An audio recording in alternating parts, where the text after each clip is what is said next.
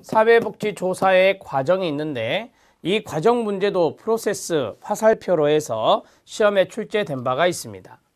자, 문제를 제기한다. 문제 제기는 문제 형성과 동의어가 됩니다. 자, 문제 제기가 끝나면 가설을 설정하고 그 다음에 가설 설정이 끝나면 조사 설계, 조사 디자인을 하고 조사 디자인이 끝나면 자료 수집을 하고 그 다음 자료 분석과 해석을 하겠죠. 분석과 해석을 거쳐서 논리적으로 조사 보고서를 작성하게 되는 겁니다. 지금 제가 말씀드린 이 순서가 가장 시험에 잘 나오는 단어들입니다. 여기에서 두 가지를 제가 첨삭을 해보겠습니다. 문제 제기하고 가설을 설정한 다음 이 자리에 바로 연구 대상 선정이 들어갑니다. 연구 대상 선정이 들어가고 자, 이것보다 더 중요한 것이 바로 아까 했던 척도 구성의 개념화 및 조작화입니다. 자료를 수집하기에 앞서서 척도를 제작해야 되겠죠. 이게 바로 개념화 및 조작화다. 이렇게 정리할 수 있습니다. 조작화라고 하는 것은 측정 가능하게 하는 것을 조작화라고 합니다. 이 조작화, 나중에 조작적 정의를 배우시게 될 건데 개념화 및 조작화는 바로 질문지를 작성하는 것이 된다. 이렇게 정리하시면 됩니다. 동의어는 척도 구성이 되겠습니다. 자, 이렇게 조사 절차를 쭉 알아놓으시면 되겠습니다. 이 가설 설정에서 가설 나중에 나올 겁니다. 조작적 정의화 하는 겁니다. 가설은 측정 가능하게 두 변수 이상의 잠정적인 진술로서 측정 가능하고 관찰 가능하게 진술해 놓은 것을 가설이라고 말합니다. 조사 디자인, 조사 설계는 연구의 전체적인 과정을 계략적으로 디자인하는 것을 말합니다. 그것을 조사 설계라고도 하죠. 자, 조사 과정은 이 정도 설명하고 나중에 뒤에 나오니까 그때 또 보시죠. 자, 2번은 연역법과 귀납법입니다. 별표를 쳐주시기 바랍니다. 연역법과 귀납법은 암기법이 있습니다. 연두귀미입니다. 자, 연두귀미는 연역법은 두괄식이고 귀납법은 미괄식이라는 겁니다. 연역법은 바로 이론이 앞부분에 오는 것이고 이론이 앞부분에 오는 거고 귀납법은 이론이 뒷부분에 오는 겁니다. 이렇게 해서 정리하시면 됩니다. 자, 거기에 보면 이론, 가설, 조작화, 검증, 이론이 있습니다. 자, 이론에 제가 가로를 쳤죠. 한 사이클이 이론에서부터 검증까지라는 겁니다. 그럼 이론이 앞에 있는 거고요. 귀납법을 보면 주제 선정, 관찰, 유형의 발전, 임시 결론이 있습니다. 임시 결론이 이론이 되는 겁니다. 자, 따라서 이러한 것들로 나오게 되면 이거는 귀납법이다. 이렇게 순서를 묻는 문제가 잘 출제가 됐다. 이렇게 보실 수 있습니다. 자, 순서를 밑에다 써 보겠습니다. 이론이 앞부분에 있다라고 했으니 이론부터 시작을 합니다. 이론의 내용은 이제 선행연구가 되겠죠. 그 다음에 가설을 설정하고 가설 설정하고 나서 검증을 합니다. 이렇게 정리가 되죠. 그리고 나서 다시 이론은 이렇게 깔릴 거예요. 시험에는. 그러면은 이론과 이론이기 때문에 한 사이클은 여기서부터 여기까지가 됩니다. 그래서 이론, 가설, 설정, 검증 이렇게 해서 이론이 앞부분에 오면 우리는 연역법이구나 이렇게 정리할 수 있습니다. 가설, 조작화, 검증인데 만약에 조작화가 들어간다면 여기에 조작화가 들어갈 수 있다. 이렇게 참고하시면 되겠죠. 우리가 이제 가설을 설정하고 조작하는 작업이 질문지를 작성한다 그랬으니 조작화의 자리는 이쪽에 들어갈 수 있겠습니다. 자, 그 다음에 이제 귀납법을 또 써보면 귀납법은 이론이 뒤쪽에 있는데 우리가 이제 결론, 임시 결론이라고 시험에 나온 적이 있는데 이게 바로 이론이라고 보시면 되는데요. 주제 선정을 하고 교재 있는 대로 주제 선정을 먼저 잡았습니다. 자, 그리고 관찰을 하고 그 다음에 유형의 발전 그리고 임시 결론인데 이것을 이론으로 출제를 할 겁니다. 그리고 나서 주제 선정을 다시 줍니다. 시험에서 주제 선정을 다시 주면 여기 겹쳤잖아요. 따라서 한 사이클이 이렇게 된다라고 보시면 됩니다. 한 사이클을 묶었을 때 이론이 뒷부분에 있으면 이것은 바로 귀납법이다. 이렇게 정리할 수 있다는 겁니다. 자, 연두, 귀, 미, 연역법과 귀납법은요. 이론이 만들어지면 그 이론을 근거로 해서 검증을 합니다. 따라서 이 두 녀석은 연역법과 귀납법 이 두 가지는 상호 배타적이지 않습니다. 상호 배타적이라고 나오면 틀리고요.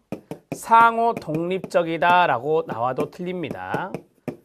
상호 보완적이라 해야 됩니다. 상호 보완적 특징이 있다. 이렇게 해서 하나 정리를 해 놓으시죠. 귀납법에 의해서 이론이 나오면 그 이론을 검증하는 겁니다. 가설을 설정해서. 그래서 이렇게 이 귀납법, 연역법, 귀납법, 연역법으로 연구를 해 가기 때문에 이것은 상호 보완적인 특징이 있다라고 이야기할 수 있습니다. 자, 거기 안에 있는 내용을 보시죠. 연역법, 일반적인 원리를 이론이라 합니다. 일반적인 원리에서 특수한 내용을 추론해내는 논리를 전개하는 방법입니다. 일반적인 이론에서 출발하여 A는 B에 영향을 미칠 것이다 라는 가설을 만들 수 있습니다. 이를 경험적으로 검증하는 방법으로서 논리적 타당성이 확보되어 과학적 연구에서 많이 쓰는 게 연역법입니다. 귀납법입니다. 구체적이고 정확한 관찰에서 시작하여 끊어요. 일반적인 원리나 이론으로 전개되는 논리적 과정을 말합니다. 이론이 뒷부분에 있다는 거죠. 즉, 특정 현상에 대한 여러 경험적 관찰과 체계적인 반복에 의해 A는 B에 영향을 미친다는 사실을 확인하고 일반적인 원리, 즉 이론으로 정립하는 걸 말합니다. 연역법과 귀납법의 관계는 상호 독립적이 아닌 상호 보완적인 관계다. 거기에 밑줄 쫙 쳐주시면 됩니다. 자, 연역법과 귀납법 시험에 잘 출제되니까 꼭 알아놓으시기 바랍니다. 세 번째, 과학 철학입니다. 이 과학 철학에서 시험에 잘 나오는 학자가 토마스 쿤입니다. 토마스 쿤은 바로 과학적 혁명의 학자이기도 하는데요. 이 과학적 혁명이 잘 나오기 때문에 그것을 중심으로 정리를 해보았습니다. 자, 기출문제 확인학습이 두 군데 나오죠. 그 내용 연거푸 2개 나오는데 그 내용들도 잘 정리를 해 놓으셔야 됩니다. 토마스 쿨은 기존의 패러다임을 부정하고 끊어요. 새롭게 출발할 때 과학은 혁명적의 동그라미 혁명적으로 발달한다고 주장하였습니다. 우리가 이제 이 혁명적이라고 하는 것 혁신적 이렇게 정리를 할 수도 있습니다. 사회 구성원의 세계관을 구성하는 패러다임은 고정된 이론 체계가 아니라 끊어요. 과학적 혁명이 이루어지는 동안 끊임없이 변화한다. 이걸 우리가 패러다임의 이동이라고 말합니다. 세 번째, 토마스 쿤은 과학혁명의 구조를 변증법으로 설명하였습니다. 변증법의 동그라미요. 어느 한 과학이 체계를 잡기 전의 전과학의 단계에서 끊어요. 기득권을 잡은 과학이 정상과학이 됩니다. 정상과학의 박스입니다. 정상과학으로 해결할 수 없는 문제가 생기면 그것을 극복하고자 하는 새로운 과학이 등장합니다. 새로운 과학 등장에 밑줄 쳐주시기 바랍니다. 즉, 정상과학에서 위기, 그 다음에 새로운 과학의 구조가 성립되는 건데요. 이 정상과학을 바를 정, 그 다음에 위기를 돌이킬 반, 그 다음에 이 두 가지의 장단점을 보완하는 그러한 것들이 바로 새로운 과학이 되겠죠. 이걸 합이라고 해서 정반합의 원리인 변증법으로 설명하고 있는 게 토마스 쿤의 과학적 혁명입니다. 새로운 이론도 영원히 완벽하지 않는 한 또 다른 위기에 의해 새로운 과학으로 변하게 되는데요. 이게 바로 변증법 패러다임의 역사적 활용이라고 말합니다. 자, 새로운 정상과학이 계속해서 혁명에 의해서 또 다른 새로운 과학, 또 다른 새로운 과학으로 계속해서 끊임없이 변한다는 겁니다. 이것들을 과학적 혁명이라고 말할 수 있습니다. 자, 이 토마스 쿤의 이야기를 그림으로 표시를 하면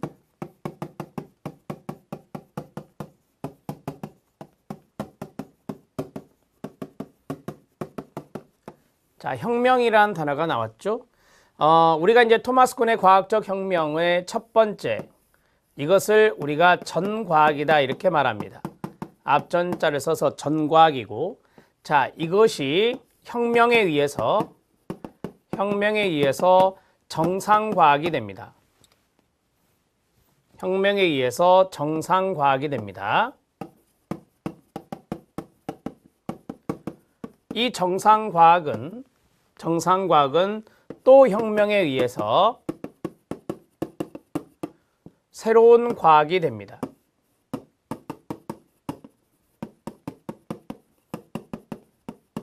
계속해서 이러한 패러다임은 변화를 해 간다라고 보시면 됩니다. 물론 이 자리에는 항상 혁명이 들어가죠.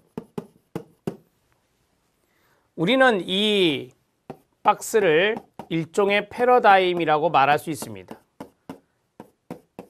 그 패러다임은 계속해서 변화되고 있죠. 1번, 패러다임의 이동입니다. 2번, 혁명에 의해서 변화됩니다. 혁명에 의해 변화됩니다. 자, 세 번째는 제가 파란색으로 정상과학에 발을 정자를 쓰고, 자, 여기에 이제 위기가 되는 거죠. 이게 위기가 되는 건데 그 위기를 우리가 돌이킬 반자라고 쓸 수 있고 새로운 과학을 합의라고 쓸 수 있습니다. 이런 것들을 변증법적 원리라고 하죠. 변증법적 원리입니다. 이렇게 정리하시면 됩니다. 자, 이러한 내용이 바로 여러분 전공서적에 나와 있습니다. 토마스 쿤의 이야기를 해드렸습니다. 기출문제 확인 학습을 잠깐 보시죠. 사회과학의 패러다임이 폐기되는 경우에는 폐기의 동그라미며 자연과학의 패러다임에 비해 흔하지 않다라고 했습니다. 쉽게 말하면 사회과학의 패러다임은 잘 폐기가 되지 않는다는 겁니다. 이건 뒤에서 사회과학과 자연과학의 차이점에서 보시면 압니다. 한 시기에 여러 개의 패러다임이 공존할 수도 있습니다. 당연한 거 아닙니까? 과학적인 세계관은 한 시기에 여러 개의 패러다임이 공존할 수도 있는 겁니다. 쿤은 패러다임의 변화를 끊어요. 점진적인 것이 아니라 혁신적인 것으로 본다라고 했습니다.